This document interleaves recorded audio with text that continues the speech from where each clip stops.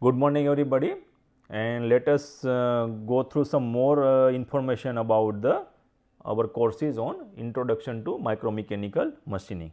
So, in the last class we have seen 4 different mechanism by which you can remove the material, and that is in terms of the uncut chip thickness ratio to the cutting edge radius.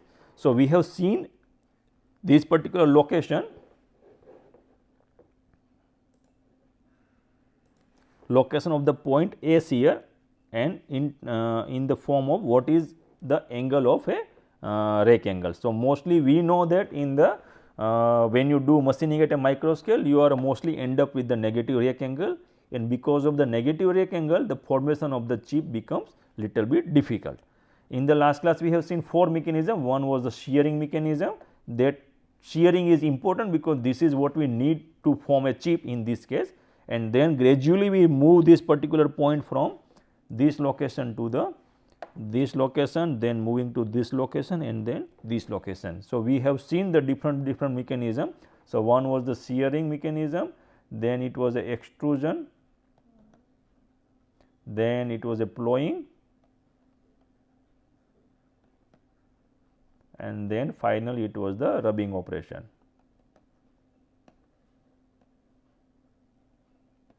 So, what is important? So, this shearing is important. These two things should be completely avoided, and in this particular extrusion case also you may get a small amount of chips and some of the material will be extruded through the workpiece. So, this should be also avoided. So, our objective is to do machining at a shearing operation, shearing form or shearing mechanism, but not through the extrusion, ploughing or the rubbing operation. So, let us continue further.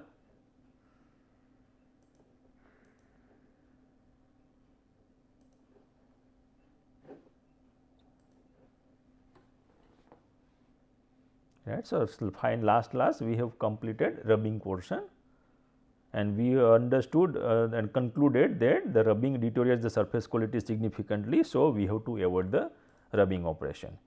Now, let us see what is the size of the influence in size effect, influence of the size effect on the different parameters.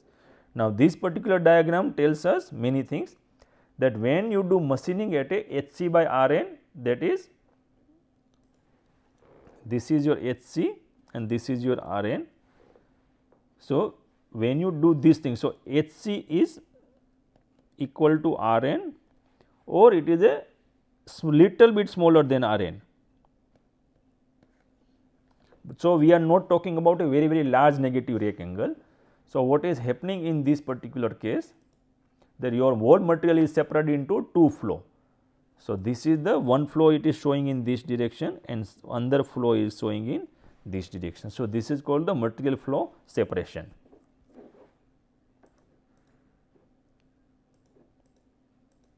Right. So, one goes over the rake face as a chip, this particular thing, and the other is compressed under the tool flank surface. So, this is the flank surface of the tool. So, let us see, this thing is a rake surface,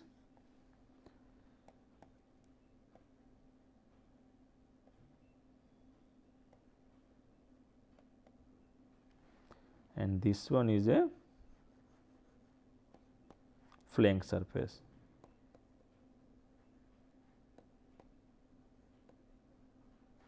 Correct.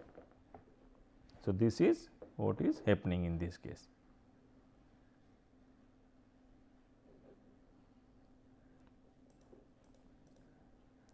So, material above the separation point D. So, this is the point we have discussed in last class, all the things that we have found, that this D is moving from here to this downward. So, that you are getting a different mechanism of material removal or sometimes the material deformation mechanism, not actually the removal mechanism, because in many cases material was not removed in terms of chips. So, here the material above the separation point D moves parallel to the rake face and is subjected to tensile stress. So, this whatever material is coming out, this will be in the tensile stress, because we know that whatever is material uncut chip thickness,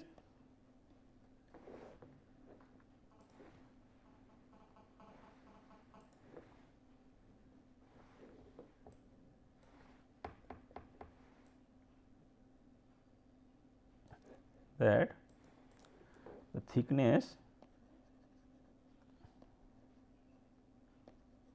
of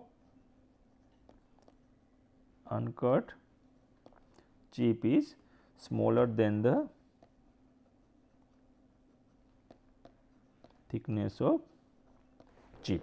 So, whatever chip it is coming out of there, this will be bigger than the uncut chip thing, because this chip will be little bit expanded when it is cutting out at that. Everything depends on the what is the size of the or length of your shearing angle.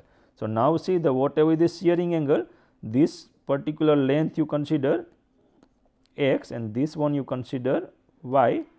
So, your x is larger than y. So, in this case it will be mostly in a tensile stresses and you are getting a chip out of this particular mechanism.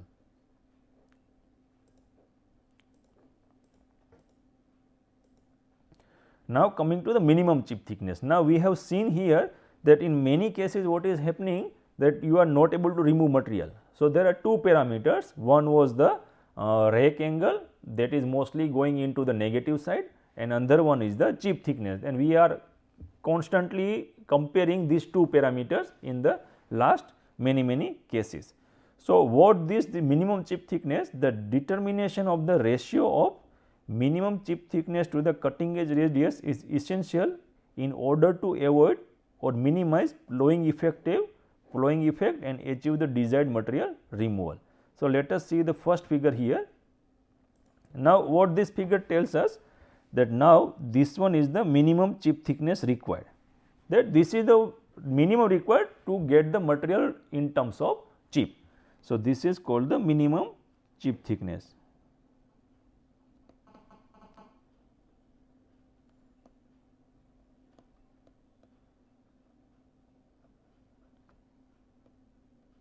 Correct, and this is what we have set right now.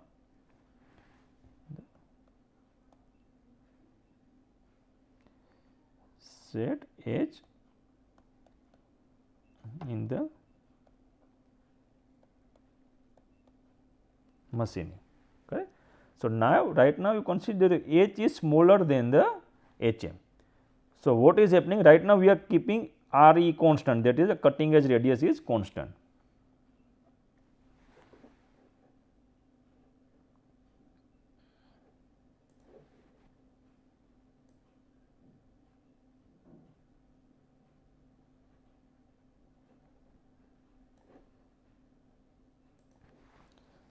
Right. So, cutting edge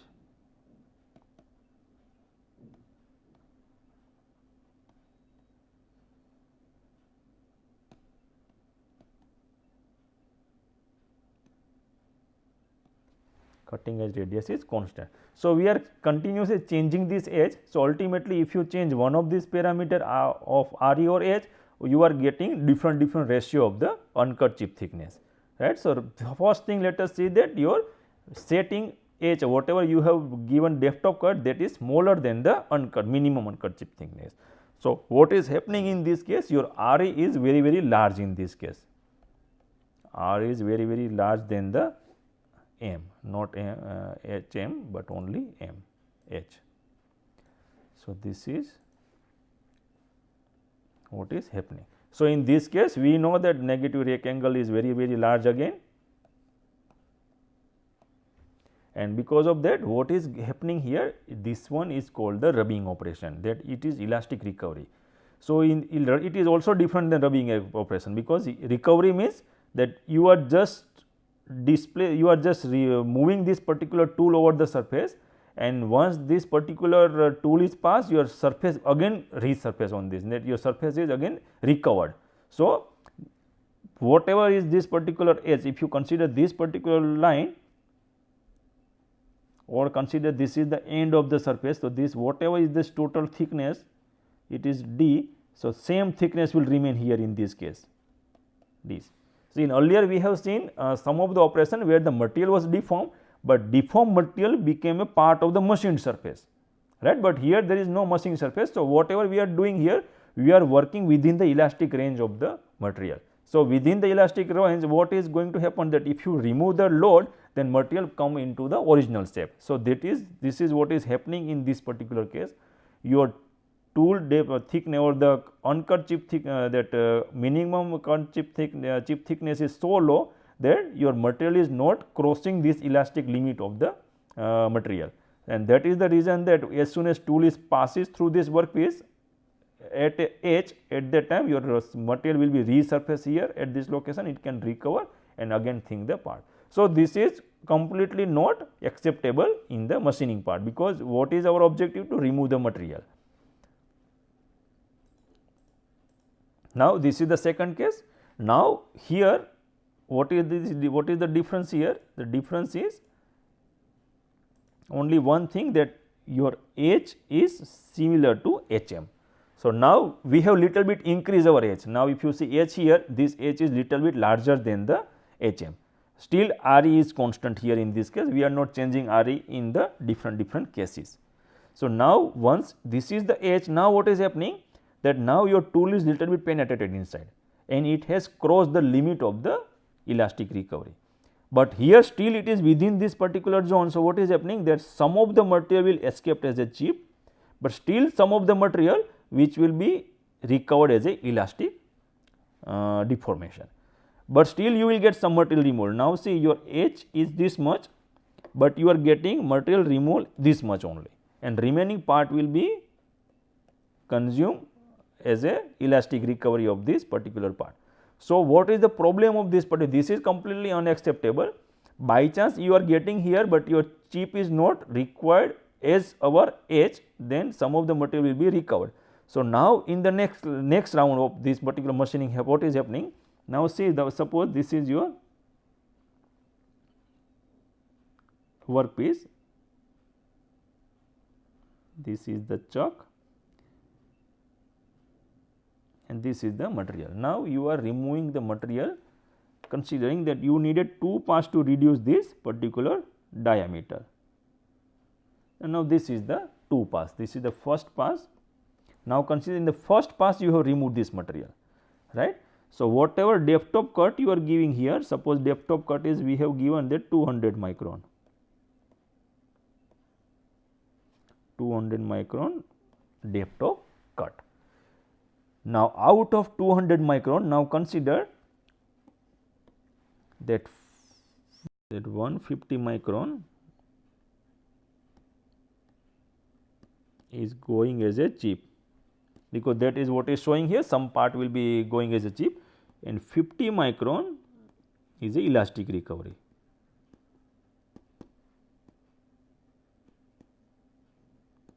Okay. So, now what is happening? That now you have 2 constant depth of cut, that 2 cycle of 200 micron of depth of cut. So, in the first cycle we have given this command, and unfortunately this 50 micron is still available there, only 150 micron is removed, but we do not know during the machining that this has happened. Now, first cycle is over, you are going for the second cycle. So, theoretically your second cycle or second not cycle, let us put a pass, that is more appropriate word.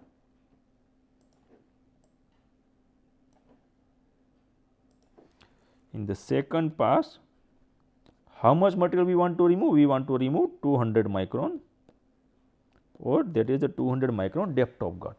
But what is happening actually, that you are giving depth of cut of a 250 micron, because 50 micron is already recovered here. So, now we know that we have set this particular speed, feed and depth of cut parameter depending on the geometry of the cutting tool, the type of the cutting tool and the workpiece material properties, many things. Now, we know that 200 is giving the optimum result out of it, but now because of this particular phenomena, what we have encountered, that we are removing material as a 250 micron depth of cut. So, now our set parameters are not effective here, because it has overcome that one particular parameter, that is depth of cut is actually changed here. So, because of that reason what happened that you are not working or you are not operating your machine as a optimum parameter, and that is the reason that you may encounter the breakage of the tool, very high tool wear or the different properties on the workpiece machine surface, and that is the reason because of this mixture of the elastic recovery and the removal of the material. So, that is what is happening in this particular case. Here what is happening that you are not removing material at all. So, nothing is going to happen to the workpiece. Some of the material you are removing in this case, but some of the material is again resurfaced or the recovered on the part, and that is the reason that you may encounter the different failure of the tool, because every time you pass or more number of pass you from here and everywhere, every time you are end up with the more amount of depth of cut than the set depth of cut, and that the reason for degradation of the property of the workpiece also and the degradation or the breakage of the tool also. So, now let us see what we have to do to get this thing correct. So, now this is the third case. What is happening in this third case, that your set H value it is higher than the minimum uncut chip thickness. So, now this is the set value. Now, if you see this R value and this H value is slightly higher than the RE value. So, now what is happening here, now your tool is already penetrated in such a high that you are not going to get a elastic recovery of the material, and whatever is this thing here you will get the chip out of this particular part. And this is the what is important thing here, that we have to maintain a minimum uncut chip thickness in such a way that you are always getting the chip from the uncut chip or the minimum cut chip thickness, minimum uncut chip thickness. So, that no material is getting the inside the workpiece material or no any type of recovery from the machine zone. So, this is the required condition to get the material removal in terms of chip. Now, what are the failure in the ducted material? Now, see, we know that no material is perfect completely. There are maybe different type of defects are available, and because of that defect you are always get a one type of initiation or the some type of propagation of the cracks or propagation of the deformation surface. Now, we know that this is one of the schematic diagram of the grain structure of this part. So, now you know that there are grain boundaries available. So, these are the grain boundaries, these are all the grain boundaries. Now, intrinsic defects are available, there are pores available, these white portions are the pores, and there are some impurities also available. Impurities means some of the foreign element is available here, that means it may be harder than this base material or it is softer than the base material also there. So, these are the some of the defects inside it. So, now see what is happening when you have some type of defects in the material and you are actually deforming this material in the both the direction. This is in the x direction, let us consider, and this is in the y direction also.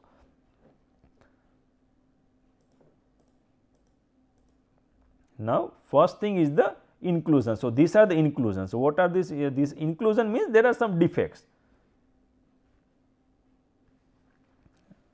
right. So, whatever these defects are there, those defects are the inclusions.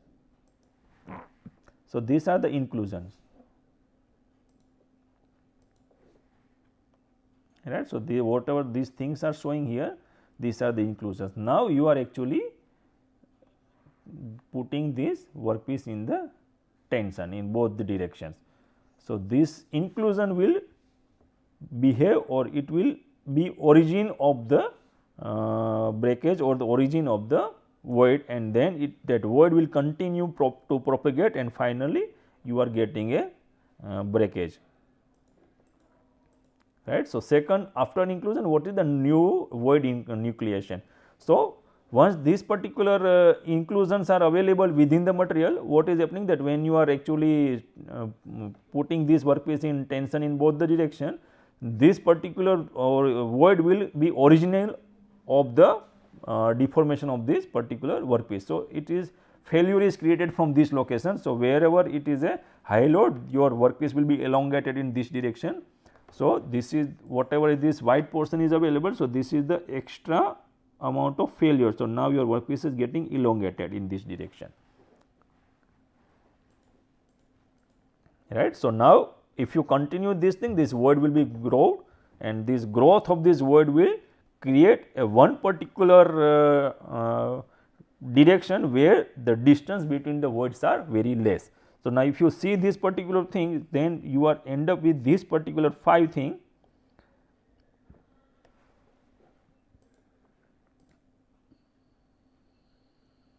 So, these 5 are such a way that the distance between these two are very less. Now, this is also little bit far away from that, and this distance are very small in this case. So, now the next step is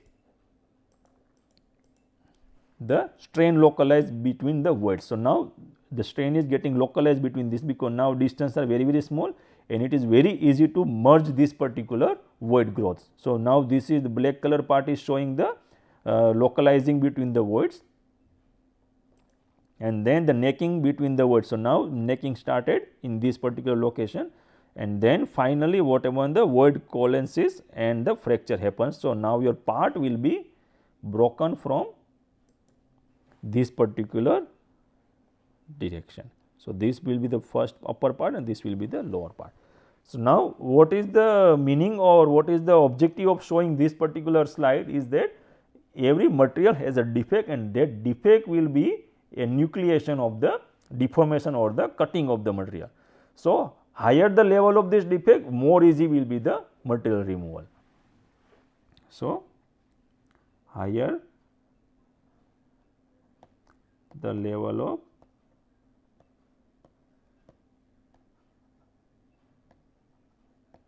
defects,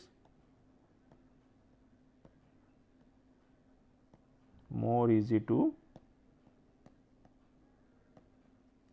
remove material. But that is not the case that you have to select the material with a higher defect, but our objective is to reduce the level of defect in a initial stage also, because this is what we are telling, that material has some defect, but that does not mean that it should be have higher defect. Our objective is to find out that at which particular defect level material is acceptable for the final application, and whatever defects are available within that material, how many defects are there that will originate or that will nucleate the deformation or the fracture of the particular workpiece material or the failure of the material. So, this thing will decide that how much is the energy required to remove the material, but that does not mean the defect should be present. We need a defect free material, but no material is defect free. There are some this type of things are available, and because of that you are getting the material removal at a different mechanisms. Right. So, during the machining at when you are talking about where this HCN, this material adjustment tool is separated into 2 flows that we have seen in the last class. So, what is going to happen with this particular thing? Material contains defects. So, whatever defect we have seen, that grain boundaries are also considered as a one of the origin through which the material is separated out. Missing and impurity atoms are also available in this particular case. Now, see, these are the defect levels. So, we have seen that in earlier slide that many things are created or nucleated because of the presence of these particular defects. So, plastic deformation in materials usually starts in area where the defects are present. So, now suppose this is the particular condition. Now, if you see this particular, this is the point of the contact between the tool and the workpiece material. If you continue in this direction, you are not encountering any defects till now, and then suddenly you are getting 1 defect, 2 defect, 3 defects, depending on this particular property of the defect, whether the defect is inclusion or porosity or something other than that. Depending on that, the forces or the load on the tool will be fluctuated, and when you are passing through this thing, you are getting a different magnitude of the forces on the tool, and that will decide the tool life and the efficiency of the machining operation. Right. The material resists plastic deformation much more strongly than expected due to less defects. Now, this is you consider the normal machining operation, that means you are considering the macro machining or conventional machining, where your depth of cut is very larger than the uncut chip thickness, that because right now we are showing the sharp cutting tool. So, that means we are neglecting the uncut chip cutting edge radius in this location, and now this particular thing whatever is showing here, it contains many grains, many layers of grains. So, these all things are the consider the grains layer, and now within that particular things that you are, there is a high chance that you are end up with the grain boundary, and material removal is very easy to pass through these particular grain boundaries. But now if you see that you reduce this particular scale of the machining part, and then what is happening here in this case, that now this is, you consider this particular thing, let me clear this part first. Now this is the deformation zone, suppose now this is the uncut chip thickness. Now you are reducing from here to here, and then you are reducing from here to here. Now you can see that within this particular area your number of defects were very large, and if you reduce your machining area or uncut chip thickness, the number of defects which will be encountered by the cutting tool will be little bit less. So, now what is that mean, that now we know the material resists plastically deformation much more strongly than expected due to less defects. Now we reduce the scale, your defect level is very less, that means voids, cracks, whatever is there, that is in small volume. If defects are less, what will happen, material will behave strongly. So, you have to apply more amount of force here for cutting of this material. So, now this is the problem in this particular case, and that is the reason that what we are doing right now, that when you cut the material at this level, you have to find some of these particular things by which your material removal will be very easy. But that is not going to happen, because as you are going down and down in the material removal, at that time the defect levels are very small, and because of that, that is the what is happening in this particular case here, your material removal will be very difficult. Other than that, right now we are considering our cutting tool is a sharp, but we have seen that our cutting tool has also one finite cutting edge radius, and many times we have seen that your cutting edge angle is very rounded, and because of that your tool is also not sharp, you are not getting the number of defects also very large. So, both these things are combined, and that will make the material removal very difficult. So, let me finish this lecture here, and we will continue from the next class about more detailing on the micro machining operations. Thank you very much.